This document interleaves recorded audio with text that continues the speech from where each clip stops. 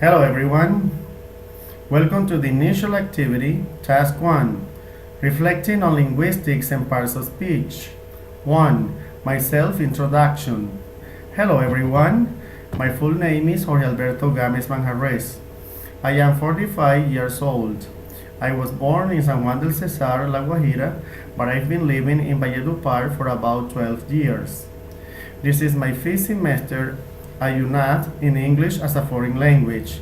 I am an English teacher at a high school here. I have been teaching the English language for more than 10 years, so I really feel very proud of it. On the other hand, I studied English as a second language in Winnipeg, Canada. In addition to this, I also lived in Porto, Spain, Republic of Trinidad and Tobago, where I could improve my knowledge, especially my pronunciation about the British English. Thus, I would like to tell to all of you that this is an island nation which belonged to the British colony for many years before its independence. In the same sense, I studied Spanish and literature at Santo Tomás University, where 2 years later I majored in Colombian literature.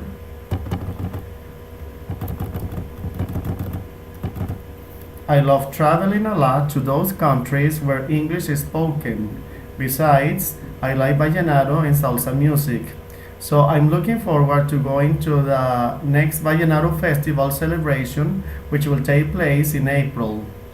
Finally, according to the expectations of the course, I would like to learn a lot in this course because I need to get better my academic writing. One of my personal goals is to get to write essays properly using meaningful linguistics forms and functions. My cell phone number is 317-8787-745. Best wishes.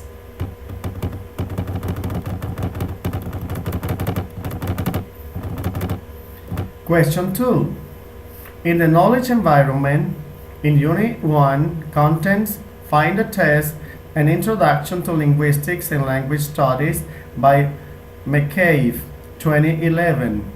After reading it, answer the following question with your own words.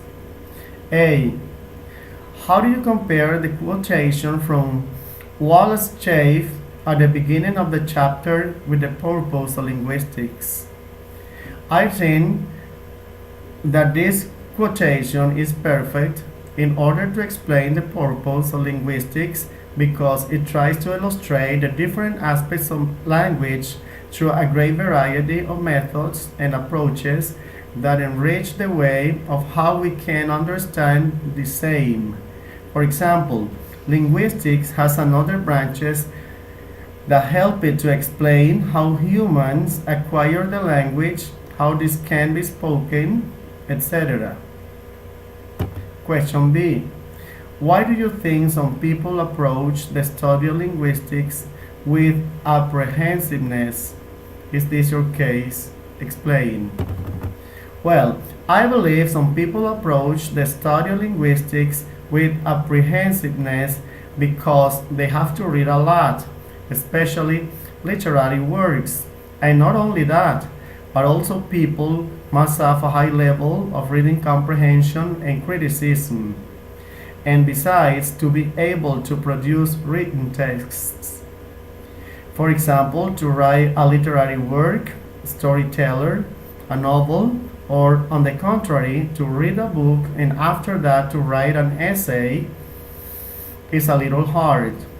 So I think a lot of people approach the study of linguistics with fear, maybe due to reading long textbooks and a lack or low level of comprehension. In the same sense, I think it is not my case because my mother developed on me and my other siblings the good habits to read newspapers, magazines, storybooks, and literary works since I was a boy. So I remember the time, a long time ago, when there was no electricity almost every night. Both my mother and grandmother told me some amazing and wonderful stories. All of us were sitting in the front porch of the house. On the other hand, I study Spanish and literature, and therefore I'm a teacher. So I have to read actively almost every day. So my main hobbies are reading books and listen to the news on TV. Question C. Is linguistics about correctness in language use? Explain. In my opinion, linguistics is about correctness in language because it is the study of the knowledge systems in all their aspects. How is such a knowledge system structured? How is it acquired?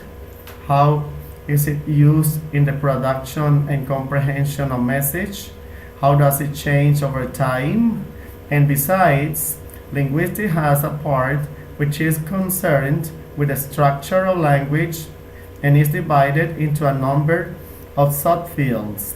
Phonetics, the study of speech sounds in their physical aspects.